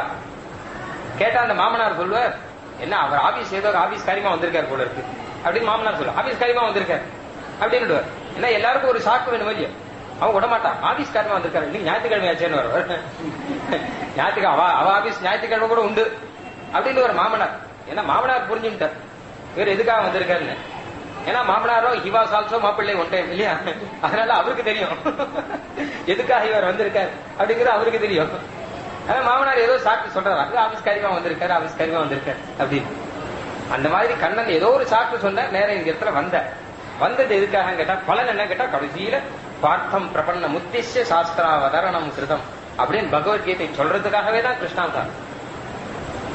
நாம் படிப்பதற்கு கீதை என்ற ஒரு பாடம் கொடுத்தாங்க. கண்ணதாசன் பாட்டு அழகா வரும். கண்ணனுடைய சம்பந்தம் நமக்கு இல்லைன்னு சொல்லிட முடியாது அப்படிங்கிறார். ஏன்னு கேட்டா நமக்கும் பகவத்கீதை கொடுத்திருக்காரு இல்லையா, நித்திய பாராயணம் பண்ணிட்டு இருக்கலாமே. கண்ணன் தம் வாக்கால அருளி செய்த வார்த்தை தானே கிருஷ்ண சபா வச்ச. கிருஷ்ண சபாலேயே ரொம்ப ஆச்சரியம். கிருஷ்ண சபால பகவத் ராமானுஜ ஜெயந்தி இது ரொம்ப பொருத்தம். ஏன்னா கிருஷ்ணன் தானே ராமானுஜரா வந்திருக்கார். அவர் கீதையை பண்ண, இவர் கீதா பாஷ்யத்தை பண்ணார். அப்புறம் கிருஷ்ண சபால ராமானுஜ ஜெயந்தி ஆச்சரியமா பண்ணணும். அதுவும் அந்த படம் கிடலாம் போட்டு ரொம்ப பிரமாதமா இருக்கு. அந்த தேரோட்டிய படம், எட்பிரபத்தில் வினா சர்வைகி எஸ்யமாயா துரத்தையான் ஸ்லோகம் எல்லாம் கீதையினுடைய சாரம். அதாவது பகவத்கீதைக்கு உண்மையான ஒரு அர்த்தம் பகவத் ராமானுஜர் ஒவ்வொரு அக்ஷரமும் அர்த்தம் பண்ணிருக்க. கீதையில அனுபவிச்சு அர்த்தம் சாதிச்சிருக்க. வாஸ்தவமான அர்த்தத்தை சாதிச்சிருக்க. இன்னும் கண்ணாப்பனான அர்த்தம் இல்ல, வாஸ்தவமான அர்த்தத்தை சாதிச்சிருக்க. சம்பிரதாயத்துல வந்த அர்த்தத்தை சாதிச்சிருக்க. அவருக்கு பூர்வாச்சாரியர் என்ன சொல்லிக் கொடுத்தாலோ, அவருக்கு அவர் ஆச்சாரியர் என்ன சொல்லிக் கொடுத்தாலோ அதை சொல்லியிருக்கார். நானே ஒரு அர்த்தம் சொல்றேன் அப்படின்னு ஆரம்பிக்கல. ஏன்னா இது சம்பிரதாயத்துல வந்த அர்த்தத்தை தான் சொல்லணும். ராமானுஜர் தானே முதல்ல சொல்லியிருக்க. சுவாமி வேதாந்த தேசியர் கிட்ட ஒருத்தர் ஒரு கேள்வி கேட்டார். தேசியன் கிட்ட ஒரு கேள்வி, உங்க ராமானுஜர் சீபாஷ்யம் பண்ணிருக்காரு, கீதா பாஷ்யம் பண்ணிருக்காரு, ஆனா இது புதுசு தானே கேட்டார். புதுசா வந்தது தானே, இதுக்கு முன்னாடியே எத்தனையோ பாஷ்யம் வந்துருக்கு. சீபாஷ்யத்துக்கு முன்னாடி சாங்கர பாஷ்யம் வந்துருக்கு, யாதவ பிரகாஷர் பாஷ்யம் வந்திருக்கு, பாஸ்கர பாஷ்யம் வந்திருக்கு. இவர் கீதா பாஷ்யம் பண்றதுக்கு முன்னாடியே இன்னும் சில பாஷ்யங்கள்லாம் பகவத்கீதைக்கு 100க்கும் மேல வியாக்கியானம் இருந்திருக்கு அந்த காலத்திலேயே அப்படின்னு சொல்றான். இப்ப 1000 இருக்கும் போல இருக்கு. பகவத்கீதா வியாக்கியானங்கிறது 100க்கும் மேல இருக்கு, ஒரு காலத்துல இருந்திருக்கு. சுவாமி தேசிகன் அந்த காலத்துல பகவத்கீதைக்கு இருந்த வியாக்கியானங்கள் மொத்தத்தையும் பார்த்துட்டார். எல்லாத்தையும் பார்த்துட்டு எல்லாத்த காட்டிலும் ராமானுஜ பாஷ்யம் தான் சிரேஷ்டம்ங்கிறத புரிஞ்சுட்டு அதுக்கு வியாக்கியானம் எழுதி சுவாமி வேதாந்த தேசிகன். அப்போ தேசியன்ட்ட கேட்கிறா, உங்க மதம் புதுசு தானே, நாங்க தான் ரொம்ப நாளா இருக்கோம், வேற மதம் தானே, புதுசா தானே சொல்லிக்கோங்கன்னா. தேசியன் கேட்டார், என்ன இப்போ அதனால இருக்கும், புதுசுதான் இருக்கட்டுமே, என்ன இப்போ அதனால. எதி க்ஷ்மாபிருத் திருஷ்டம் மதமிக நவீனம் ததபி கிம் தத பிராகே வான்யது வத ததபி கிம் வர்ண நிகழே. அழகா பதில் சொல்றேன். ராமானுஜர் சொன்ன மதம் புதுசு தானே கேட்டா, ததபி கிம்னா இருக்கட்டுமேப்பா, புதுசா இருந்தா என்ன அதனால நினைப்போம். இல்ல எங்களுக்கு பழசாச்சே அப்படின்னா, என்ன பழசு என்ன, உங்க மதம் அது வரைக்கும் அது புதுசு தானே. ஒரு 200 வருஷம் முன்னாடி நீங்க ஒரு பாஷ்யம் எழுதினேன், அந்த பாஷ்யம் எழுதிச்சு அப்ப அது புதுசு தானே. எதுவுமே வரும்போது புதுசு தானே. அதுக்கப்புறம் 100 வருஷம் ஆச்சுன்னா அது பழசு, இன்னொரு 700 வருஷம் ஆச்சுன்னா எங்க பார்த்தும் மதம் பழசா போகுது, அப்ப இன்னொன்னு புதுசாகும். இந்த காலத்தினுடைய ஓட்டத்துல தேசியன் அழகா சொல்ற, இந்த காலத்தினுடைய ஓட்டத்துல எல்லாமே புதுசுதான், எல்லாமே பழசுதான். ஏன்னா அது வரைச்ச புதுசு, கொஞ்ச நாள் ஆனப்புறம் அது பழசு, இப்படிதானே இருக்கு மொத்தமுமே. நிஷாம் யந்தாம் யத்வா நிஜமதி திரஸ்கார விபவாத் இல்ல அவன் ஆரம்பிச்சா அப்படி இல்ல, எங்க மதம் எழுதுறதுக்கு முன்னாடியே அவருக்கு ஆச்சாரியர் ஒருத்தர் இருந்தார், அவர்கிட்ட கேட்டுதான் எழுதினார் அப்படின்னா. அப்ப சொல்ற அப்படி கதைக்கு வா, அப்படி வந்தேன்னா சொல்றேன், எங்க மதம் எழுதுறதுக்கு முன்னாடி அவருக்கு ஒரு ஆச்சாரியர் இருந்தார், அவருக்கு ஒரு ஆச்சாரியர் இருந்தார், இப்படி கதை கொண்டே போங்க. அப்போ விசிஷ்டாத்வைத மதம் எங்கேருந்து ஆரம்பிக்கணும்னு கேட்டா டங்க, திரமிட, குகதேவ பிரபுதையா. டங்காச்சாரியர், திரமிடாச்சாரியர், குகதேவ ஆச்சாரியர் இவெல்லாம் கலியுகம் வரத்துக்கு முன்னாடி, கிருஷ்ணாவதாரத்துக்கு முன்னாடியே இருந்தவா. அவ காலத்துல இருந்து ஆரம்பிக்கணும் எங்க மதத்தை. ஹிஸ்டரி ஒழுங்கா சொல்றாருன்னா அங்கேயிருந்து ஆரம்பிக்கும். இல்ல புதுசு புதுசு கதை சொல்றாருன்னா பரவாயில்ல, போயிட்டு போடு விடுங்க. நிராதங்காக டங்க, திரவிட, குகதேவ பிரபுதையா. அந்த மாதிரி ஆச்சரியமான ஒரு அர்த்தத்தை ஒரு பெரிய நிதி மாதிரி மனசுல வச்சுட்டு காப்பாத்தி கொடுத்துட்டு இருக்கா ஆச்சாரியெல்லாம். அவர் சிஷ்யருக்கு அவர் சுவாமி ஆளவந்தார் பகவத்கீதைக்கு கீதார்த்த சங்கிரகம் அப்படின்னு ஒரு சின்னதா சுருக்கமாக அர்த்தம் எழுதினார். அதை வச்சுட்டா ராமானுஜர் பாஷ்யம் சாதிச்சார். இந்த ஆளவந்தார் அந்த கீதார்த்த சங்கிரகம் அவருக்கு கிடைச்சதே ஒரு பெரிய பாக்கியமா நடிச்சார்.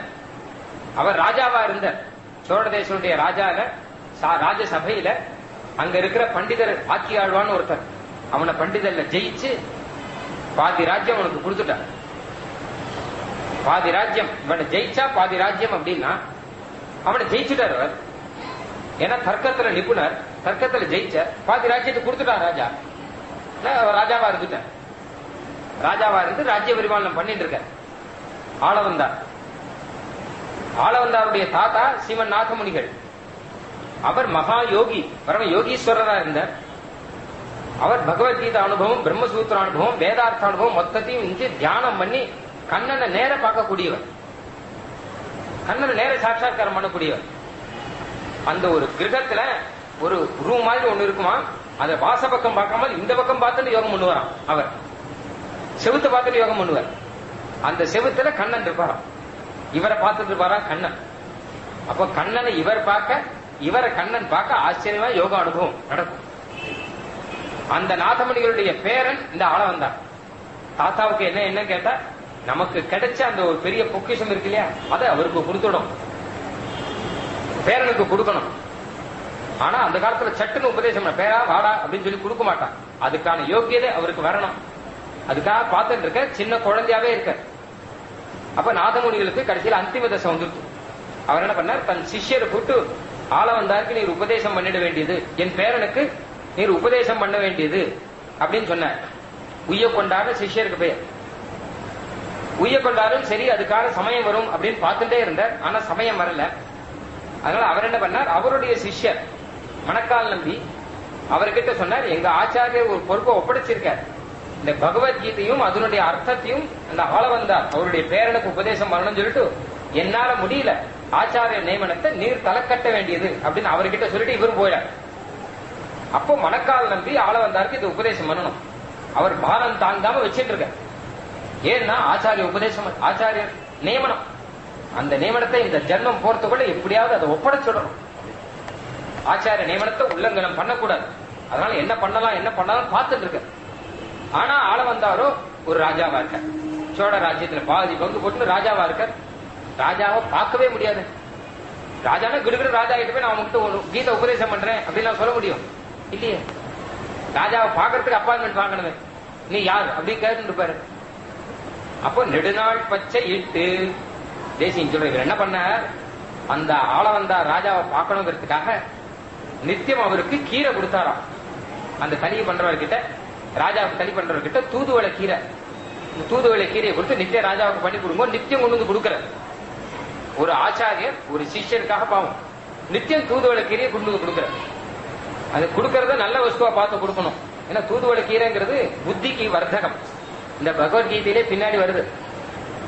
ஆகாரத்துல 3 விதம் இருக்காம், சாத்விகம், ராஜசம், தாமசம், 3 வித ஆகாரம் இருக்காம். கண்ணன் சொல்ற ஆகாதென்றவை விலக்கி ஆமதுவே கொண்ட அஜகரனும் ஆகங்காத்து ஆகார நியமம்னு ஒரு புஸ்தகம் வேற தேசிகர் சாதிச்சிருக்க. இந்த ஆகாரத்துல எது சாப்பிடலாம் எது சாப்பிடக்கூடாதுங்கிறத பகவத்கீதையில கண்ணன் சொல்றாருன்னு பாத்துக்கோங்க. நம்ம டாக்டர்கிட்ட போய் கேட்டுன்னு வரோம், இல்ல கொஞ்சம் டயட் போட்டு கொடுங்க, என்னென்ன சாப்பிடலாம் என்னென்ன சாப்பிடக்கூடாது. ஆனா கண்ணன் தான் பெரிய டாக்டர், அவர் பெருசா போட்டு கொடுத்துருக்க.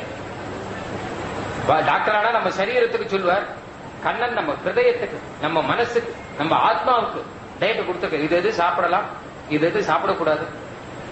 ராஜசமான ஆகாரம் தாமசமான ஆகாரத்தெல்லாம் விட்டுட்டு சாத்விகமான ஆகாரத்தை எடுத்துக்கோங்க அப்படிங்கிறது. எது ராஜசம் எது தாமசம் எல்லாத்தையும் சொல்லியிருக்கேன் மொத்தத்தையுமே. ரொம்ப தேவை, எல்லாரும் அவசியம் தெரிஞ்சுக்கணும். இந்த காலத்துல பல்வேறு தெரியும்.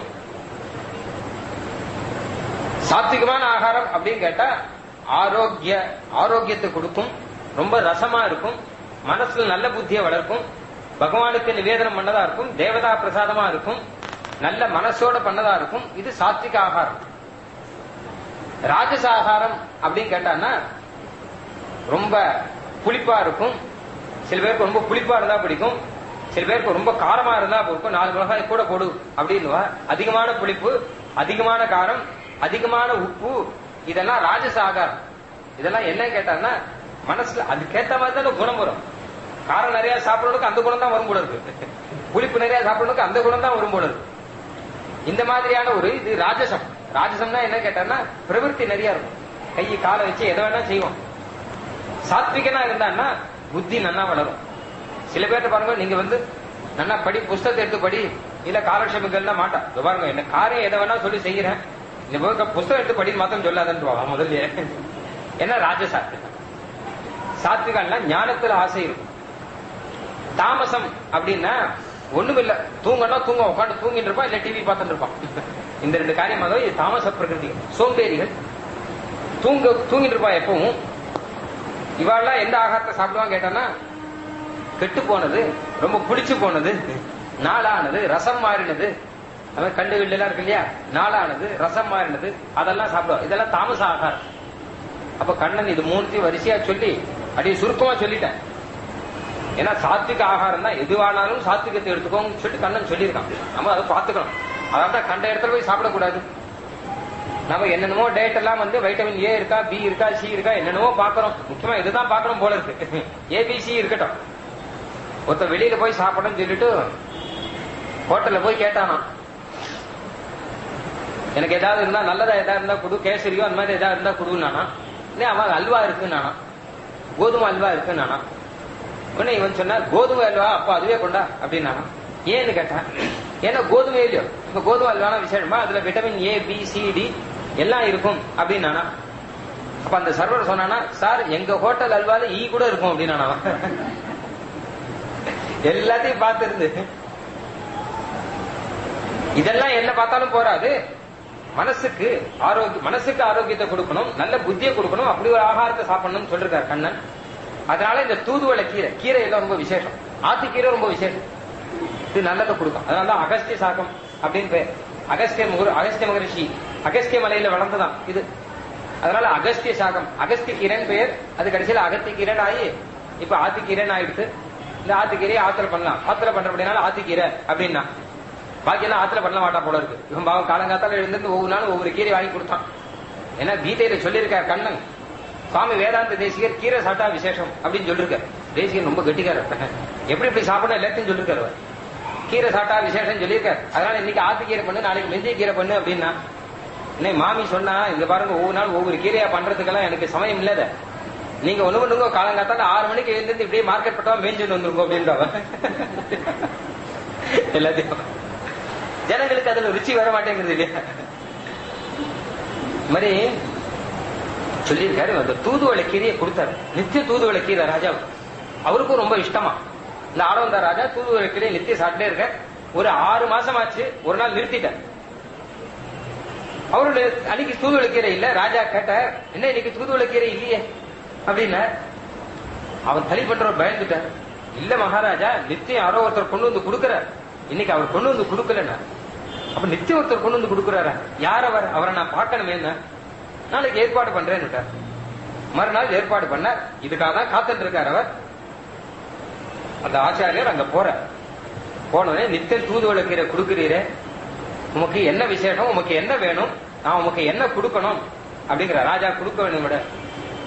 இப்ப ஆச்சாரியர் சொல்றார், இல்ல மகாராஜா எனக்கு ஒண்ணும் கொடுக்க வேண்டாம், நான் உங்களுக்கு கொடுக்கறதுக்கு ஒண்ணு வச்சிருக்கேன், ஒரு பெரிய நிதி வச்சிருக்கேன், அதை நீங்க ஏத்துக்கணும் அப்படின்னா. அப்படியா, என்ன நிதி அப்படின்னா, இன்னிலிருந்து ஆரம்பிச்சு ஒரு 18 நாள் நான் உங்களுக்கு உபதேசம் பண்ண போறேன், ஒரு பெரிய நிதி வச்சிருக்கேன், என்னோட ஏகாந்தமா இருக்கணும் அப்படின்னா. மகாராஜாவும் ஒத்துண்ட. ஏன் ஒத்துண்ட, டைம் இல்ல எனக்கு, நான் ஆச்சு அப்படின்னு சொல்லாம இல்லையோ. ஏன் ஒத்துண்டாருன்னா அதான் இந்த தூதுவளை கீரை பண்ற காரியம்.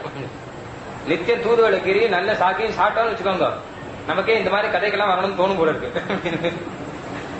அப்ப தூதுவளை கீரை சரி அப்படின்னு ஒத்துண்டார். 18 நாள்ல இந்த பகவத்கீதை மொத்தத்தையும் உபதேசம் பண்ணார். கண்ணன் சொன்ன அர்த்தத்தையும் ஆனந்தமா உபதேசம் பண்ண அவர் கேட்டு கேட்டு கண்ணில் ஜலம் விட்டு அழறார் அந்த மகாராஜா. சர்வதர்மான் பரித்யஜ்ய மாமேகம் சரணம் பிரஜ. கண்ணன் கடைசியில சொல்றத சொன்ன, நீ எதை பத்தியும் கவலைப்படாதப்பா, எல்லாத்தையும் விட்டுடும், உனக்கு நான் இருக்கேன். அகம் துவா சர்வ பாபேபியோ மோக்ஷயிஷ்யாமி. நீ என்ன துக்கம் பண்றியோ எல்லா துக்கத்திலேயும் நான் உனக்கு மோட்சம் கொடுக்கிறேன். எந்த துக்கமானாலும் சரி, எதுவானாலும் சரி. இப்படி சொல்ற ஒருத்தர் உண்டா? நான் இருக்கேன் அப்படின்னு ஒருத்தர் வந்து சொல்றாரு இல்லையா? நீ அங்க போலாம் சொல்லாம உனக்காக நான் இருக்கேன் அப்படின்னா, சுவாமி நான் என்ன பண்ணுவேன், கஷ்டமா இருக்கேன், நீ ஏன் கவலைப்படுறா? சர்வதர்மான் பரித்யஜ்ய, எல்லாத்தையும் விடு. முதல்ல நீ கவலையை விடு, எதை பத்தியும் கவலைப்படாத. மாமேகம், என்கிட்ட வாங்க, உங்ககிட்ட வந்தா போர்மானா ஏக்கம் இருக்க, நீ இந்த ஒரு காரியம் செஞ்சா போரும், வேற எதுவும் செய்ய வேண்டாம். மாம் ஏகம் சரணம். கவனிக்கணும் இந்த வார்த்தைகள்லாம் ரொம்ப இது. அதாவது சர்வ தர்மான் பரித்யஜ்யங்கிறார், நீ எல்லாத்தையும் விடணுங்கிற. எல்லாத்தையும் விட்டு என்ன பண்ணா, இவன் ஒருத்தன் கிட்ட வா அப்படிங்கிற. நீ அதாவது எந்தெந்த கஷ்டங்களை நினைச்சு உனக்கு சோக காரணங்கள் எது இருக்கோ மொத்தத்தையும் விட்டுடு. எல்லாத்துக்கும் பிரதிகாரம் பதில் நான் ஒருத்தர் இருக்கேன். மொத்தத்துக்கும் மருந்து, எல்லாத்துக்கும் சேர்ந்து ஒரு மருந்து அப்படின்னு சொல்றா இல்லையா? அந்த மாதிரி வெற்பிடனோடென்று ஐந்தையில் வெவ்வினை தீர் மருந்தொன்று அற்புதமாக அமர்ந்தமை கேட்டு அருள் வேண்டி நிற்கிறார். வெவ்வினை தீர் மருந்து ஒன்றுங்கிறார் அங்க தேசியம். ஏன்னா சகல ரோக நிவாரணியாக ஒரு மருந்து கிடைக்கிற மாதிரி கண்ணன் சொல்ற, நீ எதை பத்தியும் கவலைப்படாத, என்கிட்ட அவன் கொஞ்சம் பாக்குறான், என்ன இப்படி சொல்றீங்கன்னா கவலைப்பட. அகம் துவா சர்வ பாபே, நான் இருக்கேன்டா. அகம் நான், துவா உன்னை, சர்வ பாபேபியா உன்னுடைய எல்லா துக்கத்தையும் போக்கடிக்கிறேன். மாசுச்சஹா, மாசுச்சஹான்னு அதுக்கு மேல மாசுச்சஹானா டோன்ட் வரின்னு அர்த்தம். கரெக்ட் டிரான்ஸ்லேஷன் டோன்ட் வரி, கவலைப்படாத. இல்லைன்னா இந்த மாதிரி சொல்றவா யாருண்டு? ஆள வந்தார், பார்த்தார், மொத்தத்தையும் விட்டுடணும், ராஜ்யம் மொத்தத்தையும் விட்டுட்டார், வீடு மீன் முற்றவும். மாசுச்சான் இப்படி ஒருத்தர் வந்து சொன்னார, அப்படி சொன்னவர் அவரை பார்க்கணும், நான் அவரை பார்க்க முடியுமா அப்படின்னார். மணக்கால் நம்பி அவர் கையை பிடிச்சு கூட்டிட்டு போற, வாரும் காமிக்கிறேன் நான், அவரை பார்க்கணும் அவ்வளவுதானே அப்படின்னு நேர ஸ்ரீரங்கத்துல போய் ரங்கநாதனை சேவை பண்ணி வைக்கிற. இவர் தான் கண்ணன், ஏன்னா அவர் தானே கண்ணன். ரங்கநாதன் தான் கிருஷ்ணன் அவதாரம் பண்ணார் இல்லையா? கிருஷ்ணனா அவதாரம் பண்ணி அப்புறம் ரங்கநாதர் வரல, அவர் தான் ராமாவதாரத்திலே இருந்தாரு. ராமாவதாரத்திலே இருக்காரு. அப்ப ராமனா அவதாரம் பண்ணதே ரங்கநாதன் தான், கிருஷ்ணதா அவதாரம் பண்ணதே ரங்கநாதன் தான். பராசர பட்டர் அழகா சொல்வார், ரங்கநாதனுடைய வலது திருக்கையில வெண்ணெய் வாசனை வருமா பட்டர் சொல்றாரு. ஏன்னா கண்ணனுடைய அவதாரம் வெண்ணெய் எடுத்தார் இல்லையா, அந்த வெண்ணெய் வாசனை வலது திருக்கையில ரங்கநாதனுக்கு இன்னும் வரும் அப்படின்னு அனுபவிச்சு பேசுவார். அந்த ரங்கநாதனை சேவை பண்ணி வச்சு, இந்த நிதி இதை உங்களுக்கு கொடுக்கணும் தான் பெரிய நிதி, இதுதான் பகவத்கீதா நிதி, இவரை சரணாகதி பண்ணும். மாம் ஏக்கம் சொன்னார் இல்லையா, இவர் தான். இவரை சரணாகதி பண்ணும் காமிச்சா ஆள வந்தார். மொத்த ராஜ்யத்தையும் விட்டுட்டு அதுக்கப்புறம் பகவத்கீதையிலே ஊறி ஊறி ஊறி ஊறி இருந்து அந்த கீதையினுடைய அர்த்தம் எல்லாருக்கும் கிடைக்கணுமே, அதுக்காக அதை சுருக்கமா 20 ஸ்லோகத்தில் அருளி செய்தார். அதுக்கு கீதார்த்த சங்கிரகம் அப்படின்னு பெயர். கீதார்த்த சங்கிரகத்தில் சுருக்கமாக அருளி செய்தார். அதையே அடிப்படையா வச்சுட்டு பகவத் ராமானுஜர் பகவத்கீதா பாஷ்யம், அந்த கீதைக்கு பாஷ்யத்தை விஸ்தாரமாக எழுதணும். கீதார்த்த சங்கம் ரொம்ப அழகா இருக்கும். ஸ்வதர்ம ஜான வைராக்ய சாத்திய பக்தேக கோச்சரஹ நாராயண பரம் பிரம்ம கீதா சாஸ்திரே சமீரிதஹ ஏகாந்தாத்யந்த தாஸ்யைக ரதிஸ்தத்பதமாப்னுயாத் தத்பிரதானமிதம் சாஸ்திரம் இது கீதார்த்த சங்கிரஹ. பகவத்கீதையுடைய சாரம் என்ன கேட்டா அது ஒரு ஸ்லோகத்துல சொல்றார். அப்புறம் கீதையை 3ஆ பிரிச்சு முதல் 6 அத்தியாயத்தினுடைய சாரம் அது ஒரு ஸ்லோகத்துல சொல்றார். 2வது 6 அத்தியாயத்தினுடைய சாரம் அது ஒரு ஸ்லோகத்துல சொல்றார். 3வது 6 அத்தியாயத்தினுடைய சாரம் அது ஒரு ஸ்லோகத்துல சொல்றார். அப்புறம் கீதையினுடைய ஒவ்வொரு அத்தியாயம் எடுத்து பிரதம அத்தியாய சாரம், 2வது அத்தியாய சாரம், ஒன்னொன்னையும் ஒவ்வொரு ஸ்லோகத்துல சொல்றார். கடைசியில் பகவத்கீதையுடைய பரமசாரத்தை சொல்ற சொல்லி முடிக்கிறார். இவ்வளவு அழகு பாருங்க. கீதை மொத்தத்தையும் படிக்க முடியாட்டா கூட முதல்ல இதையானா செவிக்கணும் அவசியம். கீதார்த்த சங்கிரகம், அந்த கீதார்த்த சங்கிரகத்துக்கு தேசியன் ஒரு வியாக்கியானம் பண்ணார். ராமானுஜர் அருளி செய்த பகவத்கீதா பாஷ்யத்துக்கு அதுக்கு ஒரு வியாக்கியானம் தேசிகனும் உடல. அவர் யார் யார் என்னென்ன பண்ணியிருக்காளோ மொத்தத்துக்கு வியாக்கியானம் பண்றதுக்குன்னே வந்த அவதாரம் தேசிகன் அவதாரம். மூலம் பண்றதுக்குன்னே ஒரு அவதாரம் ராமானுஜர் அவதாரம். ஆச்சாரியர் நமக்கு செல்வத்தை கொடுத்திருக்கான். கீதா பாஷ்யத்துல அனுபவிக்க கொடுத்திருக்கான். என்ன அனுபவிங்கோ அனுபவிங்கோ. பாக்கி பேர் மதம் மாதிரி கதையெல்லாம் இல்ல. ஸ்வதர்ம ஜான வைராக்கிய சாத்திய பக்தியேக கோச்சர நாராயண பரம் பிரம்ம கீதா சாஸ்திரே சமீரிதா. கீதா சாஸ்திரத்துல என்ன சொல்ற? நாராயணன் பரம் பிரம்ம. நான் நான் நான் தான் சொல்ற. கண்ணன் எப்பவுமே தன்னை தான் சொல்ற. என்ன உத்தம புருஷ ஸ்வன்யா, நான் தான் உத்தம புருஷன் பா, என்ன வந்து ஆசிரி அப்படி தன்னையே சொல்லிக்க. அகம் ஹி சர்வ யஜ்ஞானாம் போக்தா ச பிரபுரேவச. எல்லா யஜ்ஞங்களுக்கும் பலன் எனக்கு தான் வருது, உனக்கு பலன் கொடுக்கறதும் நான் தான். தன்னை காமிச்சு கண்ணன் இப்படி காமிச்சா மாம் ஏக்கம். எல்லாம் தன்னை காமிச்சு கண்ணன் சொல்லிட்டு இருக்காருன்னா அப்ப பகவத்கீதைக்கு அர்த்தம் கண்ணன் தானே, வேற ஒருத்தர் சொல்லக்கூடாது இல்லையா? மொத்தத்துக்கு நான் நான் ஆண் சொல்லப்பட கடைசியில வேற ஒருத்தர் சொன்னா அவருக்கு எப்படி இருக்கும்? அவருக்கு எப்படி இருக்கும்? கண்ணன் சொல்ற நாராயண பரம் பிரம்ம கீதா சாஸ்திரே சமீரிதா. என்ன பண்ணணும் கேட்டா ஸ்வதர்ம ஞான வைராக்கிய சாத்திய பக்தியேக கோச்சர. 3 யோகம் சொல்லியிருக்காரு. ஒண்ணு கர்ம யோகம், 2வது ஞான யோகம், 3வது பக்தி யோகம். இந்த 3 யோகத்தினாலையும் பகவானை அடையணும். கர்மயோகம் பண்ணி ஸ்டெப், முதல்ல கர்மயோகம் பண்ணி அப்புறம் ஞான யோகம் பண்ணி அப்புறம் கடைசியில பக்தி யோகம் பண்ணி அந்த பக்தி யோகத்தினாலே பரமாத்மா கண்ணனை அடையணும். இதுதான் கீதா சாஸ்திரத்தோட ஒரு சாரம். இதுதான் உபதேசம் பண்ணிருக்கார் அர்ஜுனனுக்கு. ஏன் அர்ஜுனனுக்கு இதையும் உபதேசம் பண்ணாருன்னா அந்த அந்த இடத்தை பார்க்கணும். எப்படி கீதா உபதேசம் எதுக்காக வருதுன்னு கேட்டானா, அந்த கண்ணன் என்ன பண்ற கிருஷ்ணாவதாரமே இந்த கீதா உபதேசத்துக்காக சொன்னேன் இல்லையா? சகல அனுஜனயன விஷயதாம் கதா. இப்படி வெண்ணெய் எடுத்த வெண்ணெய் திருடினார் அப்படி கதையெல்லாம் வருது இல்லையா? எல்லாம் எதுக்காக கேட்டா நமக்கு அவர்கிட்ட ஒரு ருச்சி வரணும் அப்படிங்கிறதுக்காக ராமானுஜர் அருளி செய்கிற. வெண்ணெய் திருடினார் அப்படின்னா வெண்ணையை திருடுறதுக்காக இல்ல, அவர் மனசை திருடுறதுக்காக. அவர் வெண்ணெய் திருடின லீலையில நம்ம மனசையே நம்ம பறி கொடுக்கிறோம் இல்லையா? கோபிகா ஸ்ரீகள் மொத்த பேரும் தம் மனசை பறி கொடுத்துட்டான். நாராயண பட்டத்தில் சொல்ல, நீ வெண்ணையை மாத்திரம் திருடல, எங்க மனசையும் திருடுற. இல்லாட்டா கோபம் தானே வரும் எல்லாருக்கும். ஆனா யாருக்கும் கோபம் வரலையே. இன்னைக்கும் கதை தானே பேசிட்டு இருக்கோம். பக்கத்தாத்து குழந்தை நம்ம ஆத்துக்கு வந்து இருக்கிற கொஞ்சம் வெண்ணெய் எடுத்து முடிச்சு வச்சுக்கோங்க, நம்ம என்ன பண்ணுவோம்? சண்டைக்கு தானே போவோம் அவா கிட்ட. ஆனா இவா எல்லாரும் சந்தோஷப்படுறான். யசோதம்மா கிட்ட வந்து சொல்றாளேன்னா சந்தோஷமா தான் சொல்றாளாம். அவ உன் பையன் கண்ணா இன்னைக்கு என்ன பண்ணா தெரியுமான்னு நித்தியம் வந்து சொல்லிட்டு இருக்கான். ஏன்னா அவ மனசை கொடுத்தா. கண்ணனுக்கு உத்தேசம் அவ மனசு. அந்த மனசை வெண்ண மாதிரி வச்சுக்கணும் போல இருக்கு. வச்சுட்டா வந்து எடுத்துன்னு போடுவார். அவரை சுத்தமா வச்சுக்கணும். வெண்ண மாதிரி அக்மார்க்கு வெண்ண மாதிரி, கண்ட வெண்ண மாதிரி இல்ல, நல்ல வெண்ணையா வச்சுன்னா எடுத்துட்டு போடுவார் போல இருக்கு. அதுவே தவிர நாமளே கொண்டு வந்து கண்ணன் அதுக்காக எடுத்துக்கிறேன், நான் எடுத்துக்கிறேங்கிற நாம மனசை ஒப்படைக்கிறது இருக்கட்டும், அவர் நம்ம மனசை எடுத்துக்கிறார். கண்டவர் தம் மனம் வழங்கும் கண்டபுரத்தம். பார்த்தாலா தம் மனசை அவளே கொடுத்துடணும். கொடுக்காட்டா கூட அவனே எடுத்துடுவான். அதுக்குதான் கிருஷ்ணாவதாரம். இத்தனை லீலைகள் மொத்த பேர் அந்த லீலையில மோகிச்சு போறோம். அந்த வெண்ணைய உருட்டி நேர கையில வச்சுட்டு கண்ணா உனக்கு வெண்ணெய் அப்படின்னா வாங்கிக்க மாட்டான், வேண்டான்னு. எனக்கு அது வேண்டாம். ஒரு சொன்ன ஒரு மாமி அப்படிதான் பண்ணா. இந்த ஆயர்பாடியில நித்தியம் இந்த பையன் வந்து வெண்ணெய் திருடிட்டு போயிட்டு இருக்கான். அப்ப இவன் கிட்ட ஒரு நாள் எப்படியாவது ஆத்து வெண்ணையை காப்பாத்தி ஆகணும் முடிவு பண்ணிட்டாங்க. அதனால கண்ணன் ஒரு 5:30 மணி 6 மணிக்கு அந்த இருட்டோடு இருட்டாதான் வருவானா. ஏன்னா அப்பதான் அவன் வரது யாருக்குமே தெரியாது. இவனும் கருப்பு இருட்டும் கருப்பா இருக்கா, சட்டு தெரியாம யாருக்கும் தெரியாம வருவான். அந்த மாமி என்ன பண்ணா, இவனுக்கு வெண்ணையை நாமளே கொடுத்துடலாம். இவன் உள்ள வந்து மேல வந்து ஊறி எடுத்து மொத்த வெண்ணையை எடுக்கிறத காட்டிலும் அந்த வெண்ணையை கொஞ்சம் கையில எடுத்து வச்சிருக்கான். கையில எடுத்து வச்சுட்டு கண்ணனுக்கு வாசல்லையே நின்றுட்டு இருக்கான். கண்ணன் இந்த வெளிதான் வரணும், வரும்போது இந்த வெண்ணையை கொடுத்துடுறோம், வாசலோட அனுப்பிச்சுடுறோம் இல்லையா? சில பேர் அப்படி பண்ணுவான். வந்தானா அவளை வாசல்ல கூட்டு உட்காந்து வச்சு காப்பி கொடுத்து அனுப்பிச்சுடுவான். அந்த மாதிரி இவனை வாசலோட அனுப்பிச்சுடலாம் அப்படிங்கிறத ஒரு திட்டம் பண்ணி வெண்ணையெல்லாம் கடைஞ்சு உரிமையில எடுத்து வச்சுட்டு கையில வெண்ணையை எடுத்துட்டு இப்படி வாசல்ல உட்காந்து எங்க வர காணுமே இந்த பையன், இத்தனாடி வந்துருமே அப்படின்னு பார்த்துட்டே இருக்கு. கண்ணன் என்ன பண்ணா, இந்த பக்கத்தாத்துல இப்படி வந்து இந்த மாமி இங்க உட்காந்துருக்காங்கிறத பார்த்தான். இந்த பக்கமே வரல, அப்படியே அந்த பக்கம் அப்படி போயிட்டான். அப்படி போயிட்டான். பார்த்து யாரோ குடுகுடும் ஓடுறாளு, கருப்பா குட்டையா போறாளு. கண்ணா கண்ணா அப்படின்னா, என்ன மாமி கூட்டங்களா அப்படின்னு வந்துட்டான். என்ன கூட்டங்களா, என்னடா ஆத்துக்கே வரமாட்டேங்கிறான். என்ன மாமி உனக்காக வெண்ணெய் வச்சிருக்கேன்டா. வெண்ணையா, என்னடா வெண்ணையாங்கிறான். வெண்ணையே வேண்டாம் போல இருக்குமா அப்படின்னு.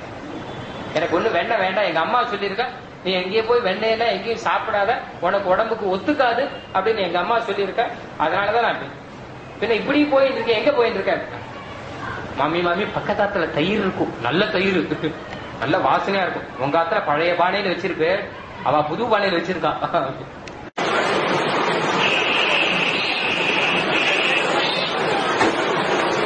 மாமி பாவம். அதனால வாசகதை தூக்கி தாப்பா போட்டுட்டான் உள்ள வச்சு. என்ன திடீர்னு போனவன் திரும்பி வந்துட்டான். அதனால தாப்பா போட்டு அது உள்பக்கம் ஒரு பூட்டு வேற பூட்டி அந்த பூட்டுக்கு ஒரு 5 நிமிஷம் பிடிச்சி தொங்கினான். தொங்கிட்டு அதுக்கப்புறம் உள்ள வந்தான். அவன் கண்ணன் மேல அத்தனை விசுவாசம் இருக்கு. நேர உள்ள வந்து அப்பா ஆயா படுத்துக்கலாம்னு சொல்லிட்டு அந்த வெண்ணெயை எடுத்து மறுபடியும் அந்த உரியிலேயே போட்டுட்டு படுத்துக்கலாம்னு சொல்லிட்டு பார்த்தா மேல உரி உடஞ்சிருக்கு. உரியில வெண்ணெயை காணும். உரி உடஞ்சு அந்த உரியில இருக்க பானை உடஞ்சி வெண்ணெயெல்லாம் கீழே கொட்டி கூடவெல்லாம் ஒரே வெண்ணெய். இந்த பையன் வந்துட்டு போயிட்டு கூட இருக்கு, எப்படி வந்து தெரியலையே பார்த்தா பழக்கடை பக்கம் கதவை திறந்திருக்கு. இவன் மனக்கட்டு வாசல் இருந்தோம். ஐயோ இந்த பழக்கடை கதவை சாத்த மறந்து போயிட்டேன்னு நான் அப்புறம் நேரம் வந்து கொடுத்தா வாங்கிக்க மாட்டான், அவனே வந்து எடுத்துப்பான் இல்லையா. இந்த மாதிரி நவநீத சோர லோலை லீலைகள் மொத்தமுமே மனசை எடுக்கிறதுக்காகவா.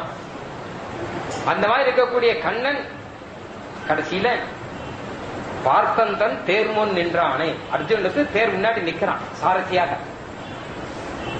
மொத்த பேர் தோன்றி கண்காண வந்து எல்லாரும் பார்த்துக்கும்படியாக பார்த்த சாரதியாக நிக்கிறான். விற்பரு விழவும் கஞ்சனும் மல்லும் வேழவும் பாவனும் வீண செற்றவன் பற்றல்விய கோர் கையில் கொண்டு பார்த்தந்தன் தேர் முன் நின்றானை சிற்றவை பனியால் முடிதுறந்தானை திருவல்லிக்கேனை கண்டேனே. பற்றலர் வீய கோல் கையில், ஒரு சின்ன கோல் ஒண்ணு கையில எடுத்துட்டு நான் யுத்தம் பண்ண மாட்டேன், ஆயுதம் எடுக்க மாட்டேன்னு சொல்லிட்டு தேர்ல முன்னாடி நிக்கிறானா பார்த்த சாரதியாக. பீஷ்மருக்கு ஆச்சரியம், ஞானிகள்லாம் ஆச்சரியப்படுறா. கண்ணா நீ சாரதியா வரணுமா, தேரோட்டியா வரணுமா? கண்ணன் எதுக்கு ஒரு பிளானோட தான் வந்திருக்கான். தேரோட்டியா வந்தாதான் இவனுக்கு உபதேசம் பண்ணணும் அப்படிங்கிறதுக்காக வந்திருக்கான். அர்ஜுனன் சொல்றான் யுத்தம் ஆரம்பிக்க போறது. கண்ணா சேனையோர் உபயோர் மத்தியே ரதம் ஸ்தாபயங்கிறான். 2 சேனைக்கு நடுவுல என் தேரை முன்னாடி கொண்டு போய் நிறுத்துங்கிறான். பார்த்த பாருங்க, சேனையோர் உபயோர் மத்திய. ஏன்னா சாரதியோ இல்லையோ, அவர் சாரதியா இருக்கார், இவன் ரத்தியா இருக்கார், தேர்ல இருக்கான்.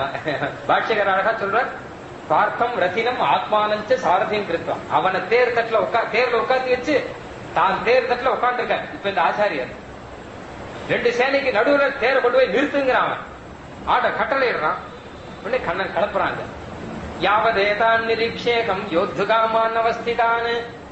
எதுக்காக கேட்டா நான் எல்லாரையும் பார்க்கணும், யார் யாரோட சண்டை போடணும் மொத்த பேரையும் நான் ஒரு தரம் பாத்துக்கிறேன், அதுக்கப்புறம் யுத்தம் பண்றேன், தேரை கொண்டு போய் நிறுத்து அப்படிங்கிறான் அர்ஜுனன். கண்ணன் சிரிக்கிறான். ஏன்னா அவனுக்கு தெரியும் எல்லாரையும் பார்த்தா இவன் என்ன பண்ண போறாங்கிறது அவனுக்கு தான் தெரியும். நேரம் கொண்டு போய் தேரை நிறுத்த அத்திர அபஷ்யது ஸ்திதான் பார்த்தா பித்ரு நத பிதாமகானு. அங்க பார்த்தன் யார பார்த்தான்னா பித்ரு, தன்னுடைய பிதாக்கள், பிதாமகர்கள், ஆச்சாரியர்கள், மாமாக்கள், பந்துக்கள், இவாளதான் பாக்குறான். ஒரு பீஷ்மர்னோ ஒரு துரோணர்னோ ஒரு துரியோதனனோ ஒரு சத்ருனோ பார்க்கல. எங்க குரு இருக்க, எங்க அண்ணா இருக்க, இப்படிதான் பாக்குறான் மொத்த பேரையும். அந்த சம்பந்தத்தை பார்த்த உடனே அவன் உடம்பெல்லாம் விது விதுத்து போய் ஐயோ இவாளோடையா நான் யுத்தம் பண்ணணும் அப்படின்னு. காண்டீவம் சன்சதே ஹஸ்தாது முகஞ்ச பரிசுஷ்யதி. முகமெல்லாம் வாடி போச்சு, உடம்பெல்லாம் நடுங்கிறது, கையிலிருந்து வில்லு நடுவது. அண்ணா என்னால ஒண்ணும் செய்ய முடியல, கீழே போட்டுற வில்ல போட்டான். நான் இனிமே யுத்தம் பண்ணல கண்ணா. யார் இருக்கா தெரியுமா மொத்தவர்? எங்க ஆச்சாரியர் இருக்கா, எங்க மாமா இருக்கா, எங்க அண்ணா இருக்கா, இவாளோட போய் நான் யுத்தம் பண்ணணுமா? அப்படி ஒரு ராஜ்யம் எனக்கு தேவையா? தேவையே இல்லை. இவாள யுத்தம் பண்ணிதான் ஒரு ராஜ்யம், அது பாபிஷ்டமா இவா ரத்தத்துல விளைஞ்ச ராஜ்யம், அது எனக்கு வேணுமா? வேண்டாம். இவா என்ன வதம் பண்ணாலும் பண்ணிட்டு போட்டோம், நான் இந்த ராஜ்யத்துக்கு நான் ஆசைப்படவே இல்லை. எனக்கு என்ன பண்றதுன்னு தெரியல கண்ணா, என்னால யுத்தம் பண்ண முடியாது, முகமே வாடி போறது கண்ணா, நான் என்ன பண்றது? கையிலிருந்து வில்லு நடுவருதுன்னு சொல்லிட்டு வில்ல கீழே வச்சுட்டு துவண்டு போய் உட்காந்துட்டான் தேர்ல. கண்ணன் பாக்கிறார். கைத்தியம் மாஸ்தகம பார்த்த நைதத்வை யுகபத்யதே. அழகா பேசுறார். அர்ஜுனா நீ என்ன புருஷனா இல்ல பேடியா? பேடிதான் யுத்த பூமியில வந்துட்டு கடைசியில இருக்கிற சத்ருக்களை பார்த்து பயப்படுவோம். இல்ல பேடியா நீ? க்ஷுத்ரம் ஹிருதய தௌர்பல்யம் தியக்தோத்திஷ்ட பாரத. வேண்டாம்பா, ஹிருதய தௌர்பல்யத்தை விட்டுடு, எழுந்துரு முதல்ல யுத்தம் பண்ணு, சுறுசுறுப்பா இருந்தான் கண்ணன். ஏது கேட்ட இது பெரிய ஆபத்து, இது கூடாது. கண்ணனை பொறுத்த வரைக்கும் யுத்தம் நடக்கணும். இப்போ ஒருத்தர் ஆபரேஷன் பண்ணணும்னு ஆரம்பிச்சார். பெரிய டாக்டர் ஆபரேஷன் தியேட்டருக்குள்ள ஆபரேஷன் பண்றதுக்கு ஏற்பாடெல்லாம் பண்ணா. அவர் இங்க பெரிய சர்ஜன். அந்த ஆஸ்பத்திரியில அந்த பேஷண்ட்டுக்கு ஆஸ்பத்திரி பண்றதுக்கு ஆஸ்பத்திரியில இருக்கக்கூடிய டாக்டர்கள் எல்லாம் போறாது. அதுக்காக பெரிய சர்ஜனா வரவேற்கிறது சொல்லிட்டு அவரை வரவேற்றார். அவர் தன்னுடைய டீமோடு கூட வந்தார். ஆபரேஷன் தியேட்டருக்குள்ள போனார். அங்க வந்து பேஷண்ட் வந்து ஆபரேஷன் பண்றதுக்கு முதல்ல பாக்கிறார். பார்த்தா இவருக்கு ரொம்ப ரொம்ப ரொம்ப வேண்டியவர், பால்யத்துல இவருக்கு சகல உபகாரமும் பண்ணி இருக்கவர், இவருக்கு குரு மாதிரி பார்த்த உடனே வச்சுட்டு கை கூப்பிட்டார். ஐயோ, இவருக்கா என்னால ஆபரேஷன் பண்ண முடியாது, நாளை விட்டுடுமோ திரும்பினேன். சுவாமி, இன்னும் கொஞ்ச நாள்ல 24 மணி நேரத்துக்குள்ள இவருக்கு ஆபரேஷன் பண்ணியாகணும் சார். நான் என்னாலும் இவருக்கு என்னால பண்ண முடியாது. இவர் நான் யாரா பாக்குறேன், இவரை நான் பேஷண்டாவே பாக்குறேன், என்னுடைய குருவா பாக்குறேன். இவரை போய் நான் எப்படி கத்தியால அறுப்பேன் அப்படின்னாருன்னா அது எதுல சேர்த்தி? அது கர்மம் இல்லையே. அங்கதான் கர்மயோகத்தை உபதேசம் பண்ற கண்ணன். அர்ஜுனா, நீ க்ஷத்திரியன், நீ க்ஷத்திரியனா இருக்கிறோம், தர்ம யுத்தம் பண்ணியே ஆகணும். இது தர்ம யுத்தம் இல்லையா? பெரிய பொறுப்பு இருக்கு. இத்தனை நாள் அதர்மத்தையே பண்ணிட்டு இருந்த கௌரவர்கள் கடைசியில ஜெயிச்சார்கள், தர்மம் தோத்து போச்சு அப்படின்னு ஒரு இத்திகாசம் எழுத முடியாது. கண்ணனுக்கு அந்த பொறுப்பு இருக்கு. இது தர்ம யுத்தம், தர்ம யுத்தம் பண்ணியே ஆகணும், இதுல தர்மம் ஜெயிச்சே ஆகணும். இது நம்ம இந்து மதம். யுத்தமே பண்ணக்கூடாதுங்கிறது பௌத்த மதமா இருக்கலாம். யுத்தமே பண்ணக்கூடாதுங்கிறது. ஆனா க்ஷத்ரிய தர்மம் யுத்தம், க்ஷத்ரிய தர்மம் யுத்தம் பண்ணணும். ராஜ்யத்துக்கு ஆசைப்பட்டு இல்ல, தர்ம யுத்தம் பண்ணியாகும். தர்ம யுத்தம் பண்ணி ராஜசூய யாகம் பண்ணியாகும். இது இந்து மதம். க்ஷுத்ரம் ஹிருதய தௌர்பல்யம் தியக்த்வா உத்திஷ்ட பாரத. அர்ஜுன் சொல்றான், கண்ணா என்ன நீ சொல்ற? நான் எப்படி எங்க ஆச்சாரியர் போய் நான் எப்படி துரோணாச்சாரியர் இருக்கார், எங்க தாத்தா பீஷ்மாச்சாரியர் இருக்கார், இவாளுடைய திருவடியில புஷ்பத்தை கொண்டு வந்து சமர்ப்பிச்சு அவளை நான் சேவிப்பேனா? இல்ல அஸ்திரங்களாலே அவ மார்புல நான் போய் இதுவா நான் அவளுக்கு பண்ற பூஜை, இதை போய் நான் எனக்கு பண்ண சொல்றேன். நீயோ என்னமோ தர்மம் தர்மம் அப்படின்னு சொல்ற. எனக்கு ஒண்ணுமே புரியல கண்ணா. காத்பன்யதோஷோபகதஸ்வபாவः பிருச்சாமித்வா தர்மசம் மூடச்சேதாः யச்ரேயஸ்யாத் நிச்சிதம் ப்ரூஹி தன்மே சிஷ்யஸ்தேகம் சாதிமாம் த்வாம் பிரபன்னம். எனக்கு ஒன்னும் புரியல கண்ணா, நான் சிஷ்யன், எனக்கு நீ சொல்லு, உபதேசம் பண்ணு, நீ எதை சொல்றியோ அதை நான் செய்யறேன்னு ஆரம்பிக்கிறான். இப்பதான் இதுதான் நம்மளுடைய ஆரம்ப நிலையம். பகவான் கிட்ட போய் ஒன்னும் புரியாமல் நீ எதை சொல்றியோ அதை நான் செய்கிறேன்னு போய் விழுந்தான்னா அவனே ஞானத்தை கொடுப்பான். அப்புறம் கடைசியில என்ன சொல்றான்னு கேட்டா, கரிஷ்யே வச்சனம் தவங்க. கடைசியில அர்ஜுனன் கர்மயோகம் ஞானயோகம் பக்தி யோகம் சொன்ன அப்புறம் நீ என்னடா பண்றேன்னு கேட்டா, நீ என்ன சொல்றியோ அதை நான் பண்றேன், முடிச்சுட்டான். முதல்ல எனக்கு செய்ய முடியாதுன்னு சொன்னவன் கரிஷ்யே வச்சனம் தவ, யுத்தம் பண்றேங்களா. கண்ணன் யுத்தம் பண்ண சொல்றாரு. ஏன்னா யுத்தம்ங்கிறது கர்மயோகம்னு ஆரம்பிக்கிறது. கர்ம யோகம் வா, நீ செய்ய வேண்டிய தர்மம் இது, இதை யோகமா பண்ணணும். நீ என்ன நினைக்கிற, ஐயோ இவாளையெல்லாம் கொன்னு கடைசியில இதனால ஒரு ராஜ்யம் வந்து அந்த ராஜ்யத்துல ஐஸ்வர்யத்தை நான் அனுபவிக்கிறேமா, அப்படி ஒரு ராஜ்யம் எனக்கு தேவையாங்கிற, நீ அனுபவிக்கிறது இல்லப்பா. இது யோகம். யோகம்னா என்ன கேட்டான்னா, பிரஜாபாலன உன்னுடைய தர்மம் இல்லையா, இதுல நாம அனுபவிக்கிறதுக்கு ஒண்ணும் இல்லையே. பகவானுக்கு அர்ப்பணம் பண்ணு, சர்வம் ஸ்ரீ கிருஷ்ணா அர்ப்பணம். யோகம்னா என்ன கேட்டான்னா ரெண்டு விஷயம். எந்த காரியத்தை நாம பண்ணாலும் அதை கர்ம யோகம் ஆக்க முடியும் நம்மளாலையும். எந்த கர்மம் நாம பண்ணாலும் சரி கர்ம யோகம் ஆக்க முடியும். அதுக்கு ரெண்டு வேணும்.